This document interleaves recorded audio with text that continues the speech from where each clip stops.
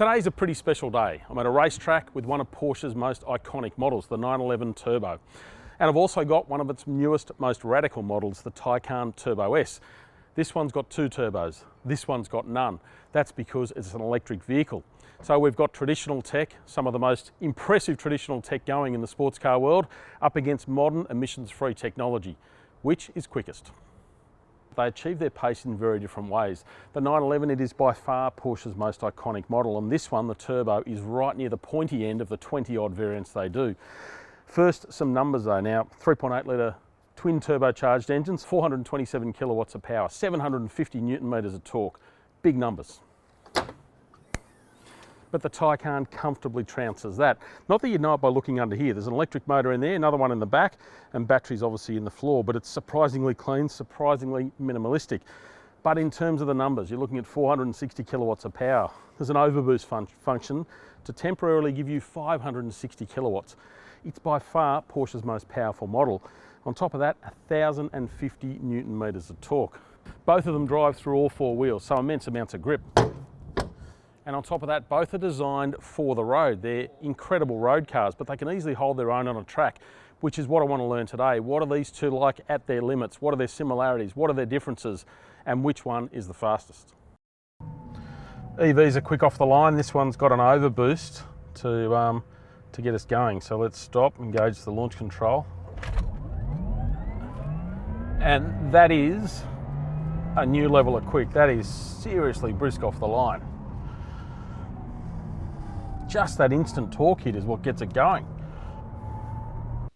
The dash to 60 kilometres an hour took just 1.5 seconds, and it was quicker than the 911 Turbo. It's the initial launch that does it for the Taycan.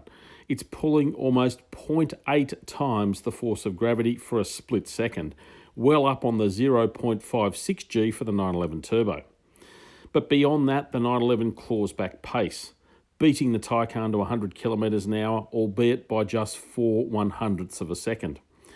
There's a bit over 1/10 of a second between them by the time they reach 200 kilometres an hour, but both get there in less than 10 seconds. The track we're at is The Bend, an amazing facility east of Adelaide. We're using the West Circuit, which is 3.4 kilometres long. It's here where things get interesting.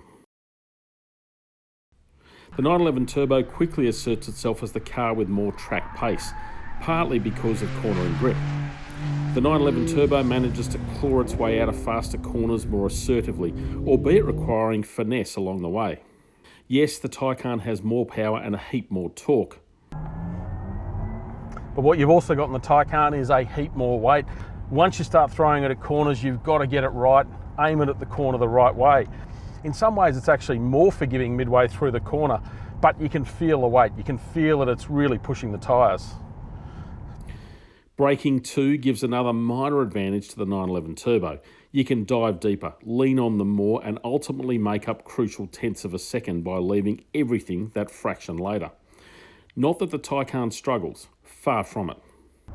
For a car that's upwards of 2.3 tonnes, this thing stops phenomenally well. They maybe don't have quite the modulation of a regular brake pedal when you're really getting into them. Out of corners, 1,050 newton meters. It has so much grunt.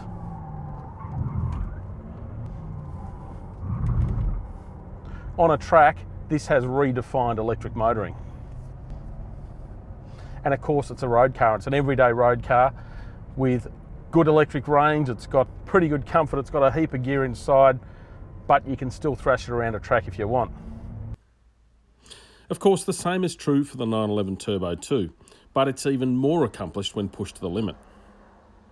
More gear ratios, more ferocity and less weight means the 911 Turbo gains more time, especially in a straight line. At the end of the main straight, it was pulling 258 k's an hour versus the Taycan's 249. Where it's losing out is down the straight. You've still got a heap of snot. It goes unbelievably well, but you can feel that it doesn't quite have the pull of a petrol engine car. That said, unbelievably quick. Yep, the Taycan Turbo S completed the lap in a bit over 1 minute 30 at an average speed of 134 k's an hour. But the 911 Turbo went quicker again, just under 1 minute 27 at an average of 139 kilometres an hour. I've long been a huge fan of Porsche 911s, and a day like today, it's absolutely no different. You come out thinking, wow, what a machine. On the limit, this car is absolutely incredible, but I tell you what, that thing is amazing. Yes, it's got a lot of weight to deal with, but the Taycan is ballistically quick, and you consider it's an electric vehicle and it's doing those sorts of things, absolutely astounding. That it can perform as well as it does on a track being thrashed that hard is just phenomenal. In terms of which one you'd pick, I guess if you're looking for the track thrash, that'd be the thing. It's still got a place in this world, absolutely, but I'll tell you what, as an all-rounder, as a car that can still hold up on the road, but also kick its heels up at the track, unbelievable. Now, if you want more, head to evcentral.com.au, where we've got all the details, all the data and more on our Taycan versus 911 racetrack shootout. And don't forget to subscribe while you're here.